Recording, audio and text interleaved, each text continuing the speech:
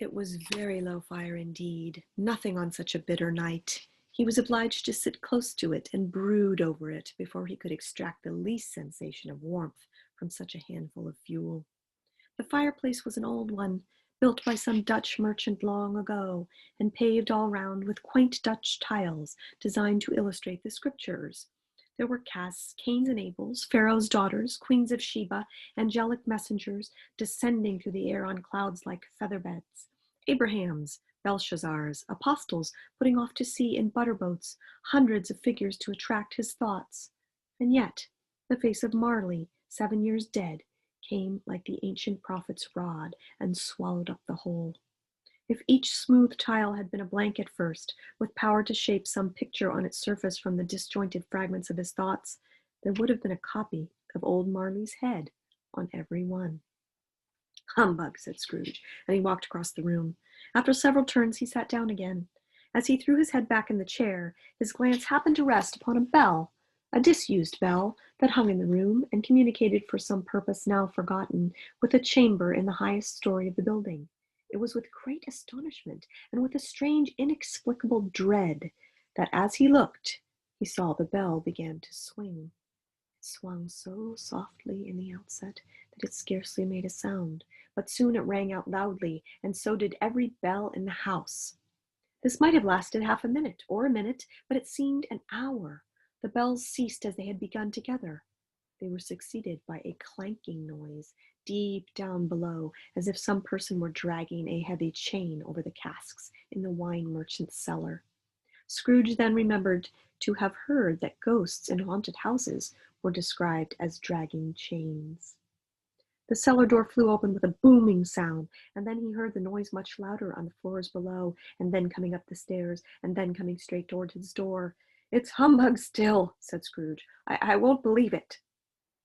His color changed, though, when, without a pause, it came on through the heavy door and passed into the room before his eyes. Upon its coming in, the dying flame leaped up, and as though it cried, "I know him, Marley's ghost," and fell again. The same face, the very same. Marley in his pigtail, usual waistcoat, tights and boots and tassels on the latter bristling, like his pigtail, and his coat skirts and the hair upon his head. The chain he drew was clasped about his middle. It was long and wound about him like a tail, and it was made, for Scrooge observed it closely, of cash boxes, keys, padlocks, ledgers, deeds, and heavy purses wrought in steel. His body was transparent, so that Scrooge, observing him and looking through his waistcoat, could see the 2 buttons in his coat behind. Scrooge had often heard it said that Marley had no bowels, and he had never believed it until now. Nor did he believe it now. Though he looked to the phantom through and through, and saw it standing before him, and marked every texture of the folded kerchief bound about it head and chin, which wrapper he had not observed before, he was still incredulous, and fought against his senses. "How now?" said Scrooge, caustic and cold as ever. "What do you want with me?" "Much." Marley's voice, no doubt about it. "Who are you?" "Ask me who I was." "Who were you then?" said Scrooge, raising his voice. "You're particular for a shade." He was going to say "to a shade," but substituted this as more appropriate. "In life I was your partner, Jacob Marley." Can you sit down?"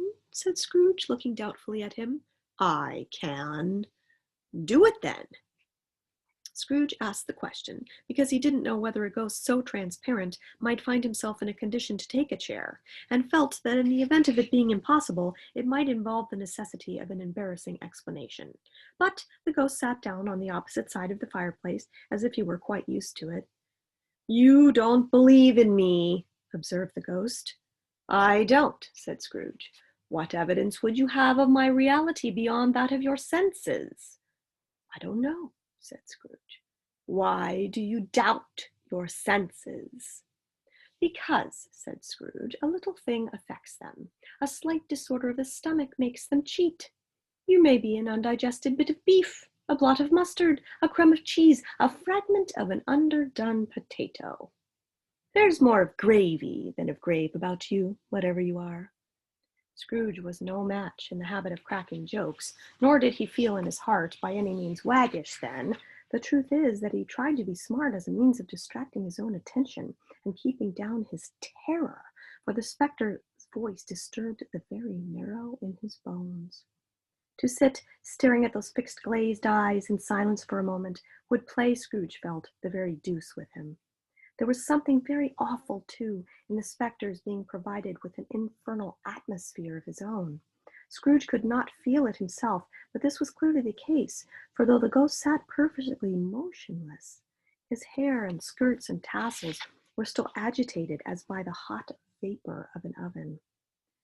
"You see this toothpick?" said Scrooge, returning quickly to the charge for the reason just assigned, and wishing, though it were only for a second, to divert the vision's stony gaze from himself. "I do," replied the ghost. "You're not looking at it," said Scrooge. "But I see it," said the ghost, "notwithstanding." "Well," returned Scrooge, "I have but to swallow this, and be, for the rest of my days, persecuted by a legion of goblins, all of my own creation. Humbug, I tell you, humbug!" At this the spirit raised a frightful cry, and shook its chain with such dismal and appalling noise that Scrooge held on tight to his chair to save himself from falling in a swoon. But how much greater was his horror when the phantom, taking off the bandage round his head as if it were too warm to wear indoors, its lower jaw dropped down upon its breast.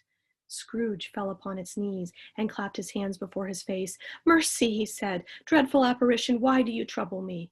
"Man of the worldly mind," replied the ghost, "do you believe in me or not?"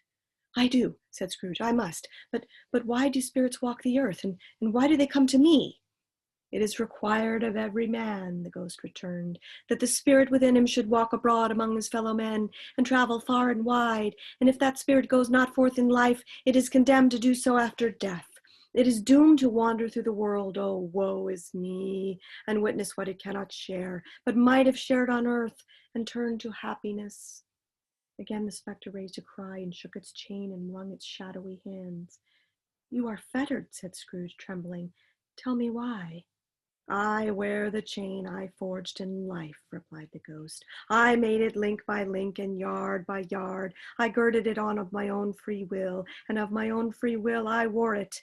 It is a pattern strange to you." Scrooge trembled more and more. "Or would you know," pursued the ghost, "the weight and length of the strong coil you bear yourself? It was full and heavy and long as this 7 Christmas Eves ago, yet you have labored on it since. It is a ponderous chain." Scrooge glanced about him on the floor in the expectation of finding himself surrounded by some 50 or 60 fathoms of iron cable, but he could see nothing. "Jacob," he said imploringly, "old Jacob Marley, tell me more. Speak comfort to me, Jacob." "I have none to give," the ghost replied. "It comes from other regions, Ebenezer Scrooge, and is conveyed by other ministers to other kinds of men. Nor can I tell you what I would. A very little more is all permitted to me. I cannot rest, I cannot stay, I cannot linger anywhere. My spirit never walked beyond our counting house, mark me. In life, my spirit never roved beyond the narrow limits of our money-changing hole, and weary journeys lie before me." It was a habit with Scrooge, whenever he became thoughtful, to put his hands in his breeches pockets. Pondering on what the ghost had said, he did so now, but without lifting his eyes or getting off his knees. "You must have been very slow about it, Jacob," Scrooge observed, in a businesslike manner, though with humility and deference. "Slow?" the ghost repeated. "7 years dead," mused Scrooge, "and traveling all the time." "The whole time," said the ghost. "No rest, no peace, incessant torture of remorse." "You travel fast?" said Scrooge. "On the wings of the wind," replied the ghost. "You might have got over a great quantity of ground in 7 years," said Scrooge. The ghost, on hearing this, set up another cry and clanked its chain so hideously in the dead silence of the night that the ward would have been justified in indicting it for a nuisance. "Oh, captive bound and double ironed," cried the phantom, "not to know that ages of incessant labor by immortal creatures for this earth must pass into eternity before the good of which it is susceptible is all developed. Not to know that any Christian spirit working kindly in its little sphere, whatever it may be, will find its mortal life too short for its vast means of usefulness. Not to know that no space of regret can make amends for one's life's opportunity misused. Yet such was I. Oh, such was I. But you were always a good man of business, Jacob, faltered Scrooge, who now began to apply this to himself. Business? Cried the ghost, wringing its hands again. Mankind was my business. The common welfare was my business. Charity, mercy, forbearance, and benevolence were all my business. The dealings of my trade were but a drop of water in the comprehensive ocean of my business. It held up its chain at arm's length, as if that were the cause of all its unveiling grief, and flung it heavily upon the ground again. At this time of the rolling year, the spectre said, I suffer most. Why did I walk through crowds of fellow beings with my eyes turned down and never raise them to what blessed star which led the wise men to a poor abode? Were there no poor homes to which its light would have conducted me? Scrooge was very dismayed to hear the spectre going on at this rate, and he began to quake exceedingly. Hear me, cried the ghost. My time is nearly gone. I will, said Scrooge, but don't be too hard on me. Don't be flowery, Jacob, pray. How is it that I appear before you in a shape that you can see I may not tell? I have sat invisible beside you many and many a day. It was not an agreeable idea. Scrooge shivered and wiped the perspiration from his brow. That is no light part of my penance, pursued the ghost. I am here tonight to warn you that you have yet a chance and hope of escaping my fate, a chance and hope of my procuring Ebenezer. You were always a good friend to me, said Scrooge. Thank ye. You will be haunted, resumed the ghost, by 3 spirits. Scrooge's countenance fell almost as low as the ghost had done. Is that the chance and hope you've mentioned, Jacob? He demanded in a faltering voice. It is. I think I'd rather not, said Scrooge.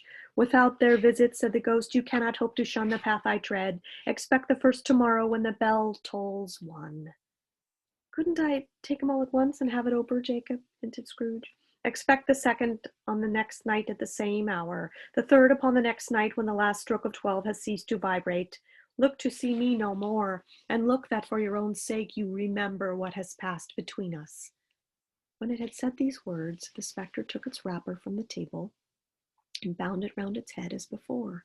Scrooge knew this by the smart sound its teeth made when the jaws were brought together by the bandage. He ventured to raise his eyes again and found his supernatural visitor confronting him in an erect attitude, with its chain wound over and about its arm. The apparition walked backward from him, and at every step it took, the window raised itself a little, so that when the spectre reached it, it was wide open. It beckoned Scrooge to approach, which he did, and when they were within 2 paces of each other, Marley's ghost held up its hand, warning him to come no nearer. And Scrooge stopped, not so much in obedience as in surprise and fear, for on the raising of his hand he became sensible of confused noises in the air, incoherent sounds of lamentation and regret, wailings inexpressibly sorrowful and self-accusatory. The spectre, after listening for a moment, joined in the mournful dirge and floated out upon the bleak, dark night. Scrooge followed to the window, desperate in his curiosity. He looked out. The air was filled with phantoms wandering hither and thither in restless haste, and moaning as they went. Every one of them were chained like Marley's ghost. Some few, they might be guilty governments, were linked together. None were free. Many had been personally known to Scrooge in their lives. He had been quite familiar with one old ghost in a white waistcoat, with a monstrous iron safe attached to its ankle, who cried piteously at being unable to assist a wretched woman with an infant, whom it saw below upon a doorstep. The misery with them all was, clearly, that they sought to interfere for good in human matters, and had lost the power forever. Whether these creatures faded into mist, or mist enshrouded them, he could not tell, but they and their spirit voices faded together, and the night became as it had been when he walked home. Scrooge closed the window, and examined the door by which the ghost had entered. It was double locked, as he had locked it with his own hands, and the bolts were undisturbed. He tried to say, "Humbug," but stopped at the first syllable, and being, from the emotion he had undergone, or the fatigues of the day, or his glimpse of the invisible world, or the dull conversation of the ghost, or the lateness of the hour, much in need of repose, went straight to bed without undressing, and fell asleep upon the instant.